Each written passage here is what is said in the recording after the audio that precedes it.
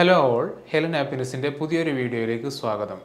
വിദേശത്ത് അറിയപ്പെട്ട ഒരു കമ്പനിയിൽ വർക്ക് ചെയ്തിരുന്ന ഒരാൾ നമ്മുടെ ക്ലിനിക്കിൽ കഴിഞ്ഞ കുറച്ച് ദിവസങ്ങൾക്ക് മുമ്പ് വന്നിട്ടുണ്ടായിരുന്നു. ഓൺലൈനായിട്ടുള്ളൊരു കൺസൾട്ടേഷൻ ആയിരുന്നു അത്.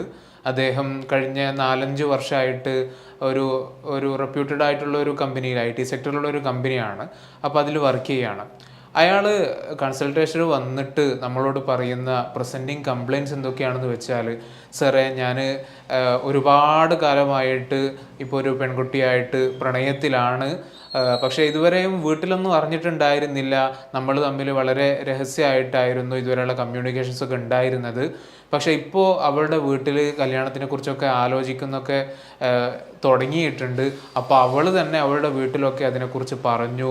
അപ്പോൾ തുടക്കത്തിലൊക്കെ ഭയങ്കരമായിട്ടുള്ള പ്രശ്നങ്ങളൊക്കെ അവരുണ്ടാക്കിയിട്ടുണ്ട്. പക്ഷേ ഇപ്പോൾ ഏതായാലും ഇങ്ങനെയൊക്കെ ആണല്ലോ, ഇങ്ങനെയൊക്കെ ആയല്ലോ എന്നുള്ള നിലക്ക് അവർ കല്യാണത്തിന് റെഡി ആണെന്നുള്ള നിലക്ക് അവർ പറഞ്ഞിട്ടുണ്ട്. ബാക്കിയൊന്നും വേറെ പ്രശ്നങ്ങളൊന്നും ഇല്ല. ഞങ്ങൾ രണ്ട് കുടുംബവും പിന്നെ എന്താണ് നാട്ടിൽ നോക്കുന്ന മതവും ജാതി കാര്യങ്ങളൊക്കെ എന്താണ് സെയിമാണ്, കുഴപ്പമൊന്നുമില്ല. അപ്പോൾ ആ നിലയ്ക്ക് ഇപ്പോൾ അടുത്തൊരു മാസത്തേക്ക് കല്യാണമൊക്കെ സെറ്റാക്കി വെച്ചിട്ടുണ്ട്.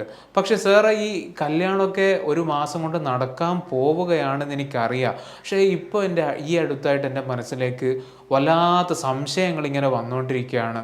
ഇപ്പോൾ അവൾ കുറച്ച് മുമ്പായിട്ട് എന്നോട് പറഞ്ഞിരുന്നു, അവൾ വർക്ക് ചെയ്യുന്ന സ്ഥലത്തുള്ളൊരു അവളേക്കാൾ ജൂനിയർ ആയിട്ടുള്ളൊരു പയ്യൻ അവളോട് എന്തോ ഇഷ്ടം തോന്നി. ആ ഇഷ്ടം അവളോട് തുറന്നു പറഞ്ഞു എന്നുള്ള നിലക്ക് അവൾ തന്നെ എന്നോട് പറഞ്ഞിരുന്നു. ഈ വിഷയം ഞാൻ ചോദിച്ചതൊന്നുമല്ല, അവൾ തന്നെ, നമ്മൾ എല്ലാം ഓപ്പണായിട്ട് സംസാരിക്കുന്നവരാണ്. അപ്പോൾ ആ നിലക്ക് അവൾ എന്നോട് പറഞ്ഞ വിഷയമായിരുന്നു അത്. ഞാനും അങ്ങനെ കാര്യമായിട്ടൊന്നും എടുത്തിട്ടുണ്ടായിരുന്നില്ല. അത് നോർമലാണ്, ഒരാൾക്ക് ഇഷ്ടം തോന്നി എന്നതുകൊണ്ട് പ്രശ്നമൊന്നുമില്ല. പക്ഷെ അവന് ഇവിടെ ഒരു റിലേഷൻഷിപ്പിലാണ് എന്നിരിക്കാൻ പറയാൻ പാടില്ലായിരുന്നു എന്നൊക്കെ എനിക്ക് തോന്നിയിട്ടുണ്ട്.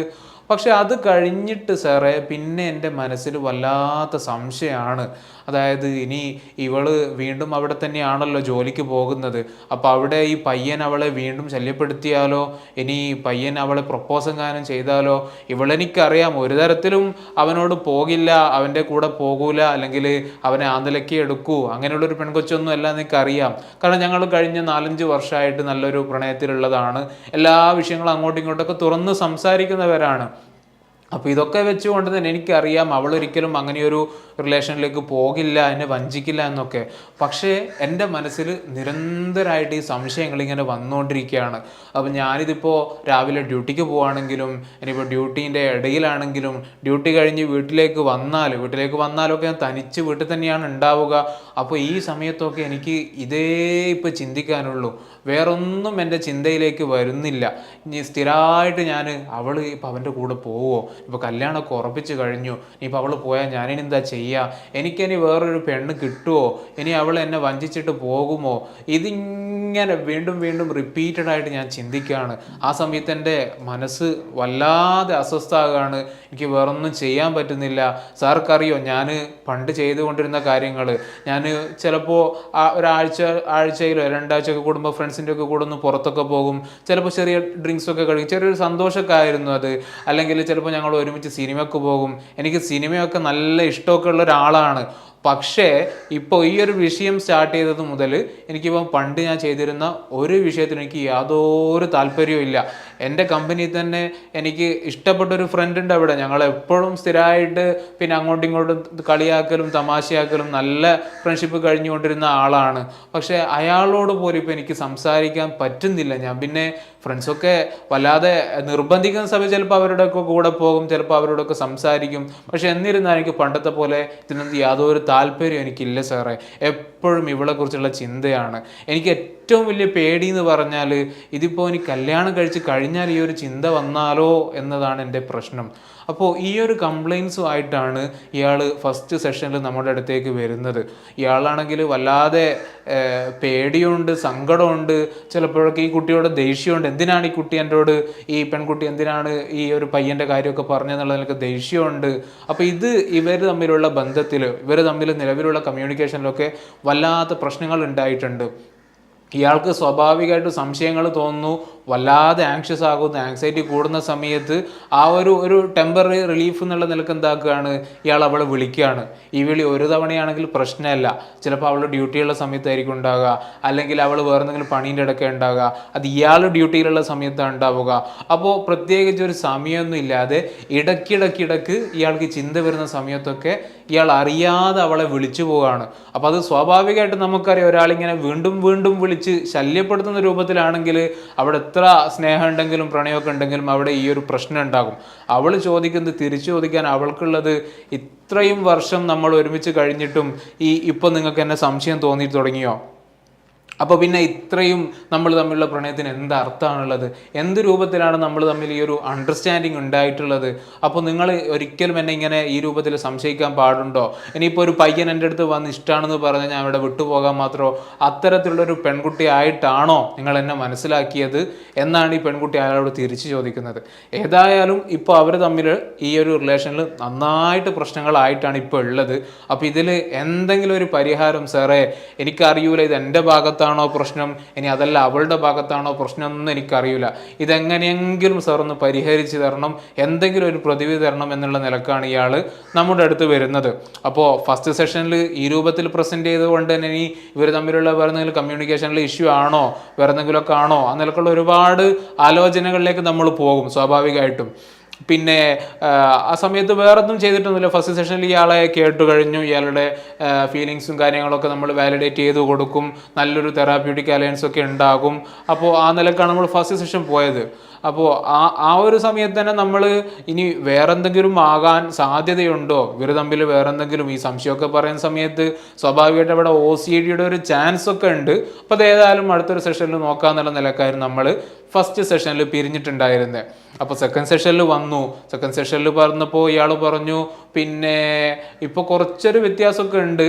പിന്നെ ഇപ്പോൾ ഇന്നലെ ഞാൻ എൻ്റെ അടുത്തൊരു പരിചയക്കാരൻ്റെ വീട്ടിലൊക്കെ പോയി, അത് ഞാൻ അയാളോട് പറഞ്ഞതായിരുന്നു, അയാളെ ശ്രദ്ധ ജസ്റ്റ് ഒന്ന് ഡൈവേർട്ട് ചെയ്യാന്നുള്ള നിലക്ക്. അപ്പോൾ ആ നിലക്ക് അങ്ങനെയൊക്കെ പോയിരുന്നു സാർ. പക്ഷേ എനിക്ക് എന്താണെന്നറിയില്ല, ഇപ്പോഴും അതേപോലെ തന്നെയാണ്, സന്തോഷമൊന്നും ഇല്ല, ഇപ്പോൾ ഒന്നിനൊരു മൂടില്ലാത്തൊരവസ്ഥ തന്നെയാണ്.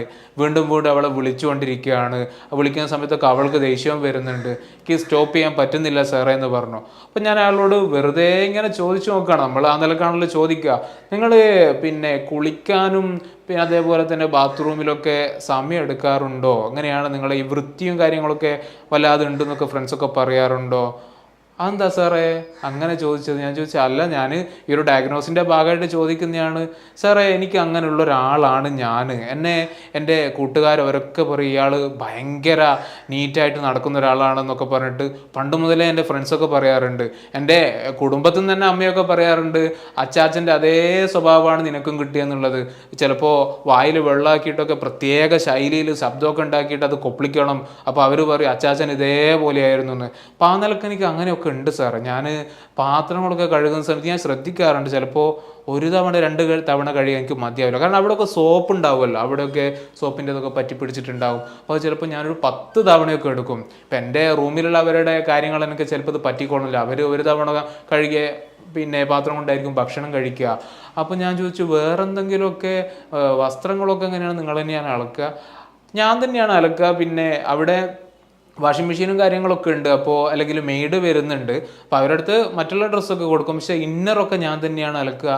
പക്ഷെ ഇന്നർ അലക്കുന്നിടത്ത് ഇതേപോലെ തന്നെ എനിക്ക് 1 തവണ 2 തവണയൊന്നും അലക്കിയാൽ പോരാ, അലക്കലൊരു തവണയാണ്, അത് വാഷ് ചെയ്യുക, കാരണം അതിലൊക്കെ സോപ്പ് ഉണ്ടാവില്ലേ സാർ. അപ്പോൾ ഈ സോപ്പ് 2 തവണ 3 തവണ കഴുകിയാലൊന്നും പോകില്ല. എനിക്ക് ഏറ്റവും കുറഞ്ഞത് ഒരു 10 തവണ കഴുകിയാൽ മാത്രമേ ആ സോപ്പ് പോയി എന്നുള്ള ഒരു ഫീലിംഗ് എനിക്ക് ഉണ്ടാകും.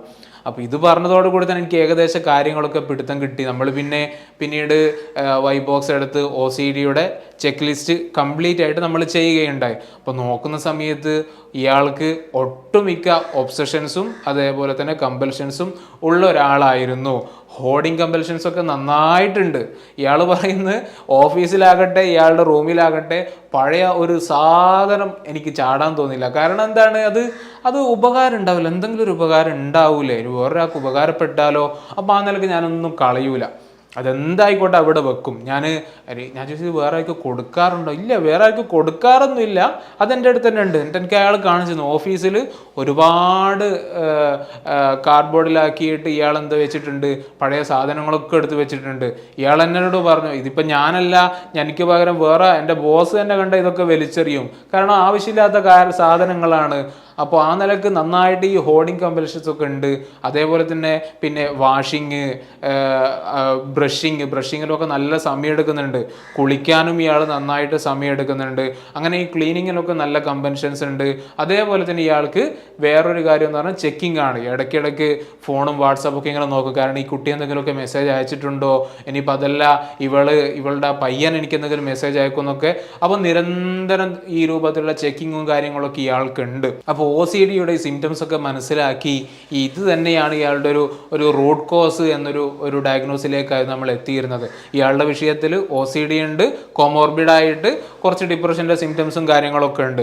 അപ്പോൾ OCD എന്താണെന്നും ഇത് ഏതൊക്കെ രൂപത്തിലാണ് നിങ്ങളുടെ ലൈഫിനെ ഇപ്പോൾ നിലവിലെ നിങ്ങളുടെ ലൈഫിനെ ബാധിക്കുന്നതും ഇത് ഇപ്പോൾ ട്രീറ്റ് ചെയ്തിട്ടില്ലെങ്കിൽ ഭാവിയിൽ ഇത് എന്തൊക്കെ രൂപത്തിൽ നിങ്ങളുടെ ജീവിതത്തിൽ എല്ലാ ഡൊമൈൻസിലേക്കും വ്യാപിക്കുന്നൊക്കെ അയാൾക്ക് ഞാൻ കാര്യങ്ങളൊക്കെ പറഞ്ഞ് മനസ്സിലാക്കി കൊടുത്തു. ഓൾറെഡി അയാൾ ഒരുപാട് പ്രശ്നങ്ങൾ അനുഭവിക്കുന്നുണ്ട്. അപ്പോൾ അത് ഇതുകൊണ്ടാണ്, OCD കൊണ്ടാണ് എന്ന് അയാൾക്ക് അറിയായിരുന്നില്ല. അപ്പോൾ അത് പറഞ്ഞ് മനസ്സിലാക്കി കൊടുത്ത സമയത്ത് അയാൾ തന്നെ പറഞ്ഞു, സാർ എൻ്റെ പ്രശ്നങ്ങളൊക്കെ മാറ്റണം. അയാൾക്ക് ഇപ്പോൾ തോന്നുന്ന സംശയമാണെങ്കിലും ഈ ഇവളെക്കുറിച്ചുള്ള ചിന്തകൾ, നിരന്തരമായിട്ടുള്ള ചിന്തകൾ, വേറൊന്നും ഇയാൾക്ക് പറ്റുന്നില്ല ഈ സമയത്ത്, മൊത്തം ചിന്തകളാണല്ലോ. അപ്പോൾ അതെന്താണ്, അയാൾക്ക് ഒബ്സസീവ് ആയിട്ടുള്ള ഫിയർ വരുന്ന അവളെ കുറിച്ചിട്ട്. അപ്പോൾ അതിനെന്തെങ്കിലും ഇയാൾ എന്താവും, ജസ്റ്റ് ഒരു കമ്പൽസീവായിട്ട് ചിലപ്പോൾ ഇയാൾ ഫോൺ വിളിക്കുകയാണ്. അപ്പോൾ ഫോൺ വിളിക്കുന്ന സമയത്ത് എന്താണ്, അവൾക്ക് ദേഷ്യം പിടിക്കുന്നു. പക്ഷെ എന്നാൽ ഇയാൾക്ക് ആ ഒരു താൽക്കാലികമായിട്ടുള്ളൊരു റിലീഫ് കിട്ടുന്നുണ്ട്. അപ്പോൾ അത് വീണ്ടും ആ ഒരു ബിഹേവിയർ ഇങ്ങനെ സ്ട്രെങ്തൻഡ് ആയിട്ട് ഇയാൾ വീണ്ടും ഫോൺ വിളിക്കുന്നു, ആങ്സൈറ്റി വരുന്നു, ഫോൺ വിളിക്കുന്നു. അവർ തമ്മിലുള്ള ബന്ധം എന്താണ്, ഓരോ ദിവസം കഴിയുന്തോറും അത് മോശമായിക്കൊണ്ടിരിക്കുകയാണ്. ഇതുമാത്രമല്ല, ഞാൻ ഈ പറഞ്ഞ മറ്റുള്ള ഒരുപാട് ഒബ്സഷൻസും കമ്പൽഷൻസും ഒക്കെ ഇയാൾക്കുണ്ട്. അപ്പോൾ ആ കമ്പൽഷൻസൊക്കെ എങ്ങനെ മാനേജ് ചെയ്യണം, ഒബ്സഷൻസ് എങ്ങനെ മാനേജ് ചെയ്യണം എന്നുള്ള കാര്യങ്ങളൊക്കെ ഇയാൾക്ക് പറഞ്ഞു കൊടുത്തു. അപ്പോൾ അയാൾ സെക്കൻഡ് സെഷനിലാണ് ഈ കാര്യങ്ങളൊക്കെ നടന്നത്. അപ്പോൾ തേർഡ് സെഷൻ, ഫോർത്ത് ആകുമ്പോഴേക്ക് തന്നെ ഇയാളുടെ ഈ ഒരു കമ്പൽസീവ് ബിഹേവിയറൊക്കെ കംപ്ലീറ്റ് ആയിട്ട് കുറഞ്ഞിട്ടുണ്ട്. അതേപോലെ ഒബ്സഷൻസ് ഒക്കെ മാനേജ് ചെയ്യാൻ പറ്റുന്ന ഒരു രൂപത്തിലേക്ക് ഇയാൾക്കൊരു ഇൻസൈറ്റഡ് ആയിട്ടുള്ള നല്ലൊരു ഉൾക്കാഴ്ചയൊക്കെ വന്നിട്ടുള്ള ഒരു വ്യക്തിയായിട്ട് ഇയാൾ മാറി എന്നുള്ളതാണ്. പിന്നീട് അത് സ്വാഭാവികമായിട്ടും പിന്നീട് ഇയാൾക്ക് ഈ ഒരു നിരന്തരം വരുന്ന ഒബ്സഷൻസ് ഒക്കെ മാറിക്കഴിഞ്ഞാൽ പിന്നെ വൈഫിനെ കുറിച്ച് ഇങ്ങനെ ആലോചിക്കാൻ കഴിയില്ല. കാരണം വേറെ രാജ്യത്താണ് ഇയാളുള്ളത്, വേറെ വർക്കിങ്ങുള്ള സ്ഥലത്താണ്. അപ്പോൾ സ്വാഭാവികമായിട്ട് അവിടെയുള്ള കാര്യങ്ങളൊക്കെ ഇയാൾക്ക് ചെയ്യേണ്ടതായിട്ട് വരും. അപ്പോൾ അതൊക്കെ ചെയ്യുന്ന സമയത്ത് ഇവളെക്കുറിച്ചുള്ള ചിന്തകളൊക്കെ പതിയെ കുറഞ്ഞു തുടങ്ങി. അപ്പം പിന്നെ എപ്പോഴെങ്കിലും സമയം കിട്ടുമ്പോഴാണ് ഇയാൾ വിളിക്കുന്നത്. അപ്പോൾ അവൾക്കും തോന്നി തുടങ്ങി, എന്തോ മാറ്റം ഉണ്ടല്ലോ, ഇപ്പോൾ പഴയതുപോലെ സംശയങ്ങളും കാര്യങ്ങളൊന്നും ഇല്ലല്ലോ. സംശയങ്ങൾ ഉണ്ടാകുന്നത് എന്തുകൊണ്ടാണ്, നിരന്തരം ഇവളെക്കുറിച്ചുള്ള പ്രീ ഓക്യുപ്പൈഡ് തോട്ട്സാണ് ഇയാളിങ്ങനെ വെച്ച് വരുന്നത്, ഇവളെന്താകും എന്നുള്ള നിലക്ക്. അപ്പോൾ അതൊക്കെ മാറിയ സമയത്ത് തന്നെ ഇവർ തമ്മിലുള്ളൊരു നല്ലൊരു റിലേഷൻഷിപ്പിലേക്ക് അവർ പോയി എന്നുള്ളതാണ് നമുക്ക് മനസ്സിലാക്കാൻ പറ്റിയത്. ഏതായാലും അവരുടെ കല്യാണമൊക്കെ ഈ അടുത്തായിട്ട് നടക്കാൻ പോവുകയാണ്. അവർക്ക് നല്ലൊരു ഭാവി ജീവിതം കൂടി അവർക്ക് ഉണ്ടാകട്ടെ എന്ന് പറയുന്നു. നമ്മുടെ ഈ വീഡിയോ കാണുന്ന പലർക്കും ഇത്തരത്തിൽ OCDയുമായി ബന്ധപ്പെട്ട പല രൂപത്തിലുള്ള പ്രശ്നങ്ങൾ പലർക്കും ഉണ്ടായേക്കാം. അപ്പോൾ അത്തരത്തിൽ ആരെങ്കിലും പ്രയാസങ്ങൾ അനുഭവിക്കുന്നവർക്ക് ഒരു സഹായകമാകും ഈ ഒരു വീഡിയോ എന്ന ഒരു വിശ്വാസം നമുക്കുണ്ട്. അപ്പോൾ ഏതായാലും നല്ലൊരു ടോപ്പിക്കുമായിട്ട് അടുത്തൊരു വീഡിയോയിൽ നമുക്ക് കാണാം. താങ്ക്